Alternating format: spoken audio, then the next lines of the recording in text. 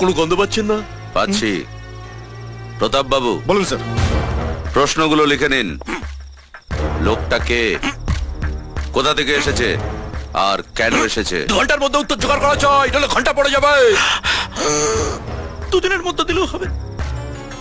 আপনি চিন্তা করবেন না স্যার, আমি কালকের মধ্যেই এই 3টে প্রশ্নের উত্তর দেব। চলি স্যার।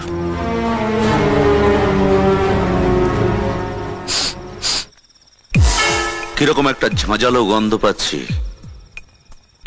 এইসবের পেছনে ওই সত্যব্রত চ্যাপেলের হাত নেই তো? হাত মেলাও। অবিনাশ এবার বুঝবে ছেলেকে পেটাবার জন্য বাপ এসে গেছে। এতদিন একতরফা রান করে চলেছে, এবার আমরাও একজন ব্যাটসম্যান পেয়ে গেছি। আর ওই ছোটনটা তো ওদের বেস্ট বোলার, এতদিন পটাপট উইকেট তুলেছে। পারলো এই উইকেটটাকে ফেলতে? একজন উটকো ব্যাটসম্যান হাতে কি না খেলো।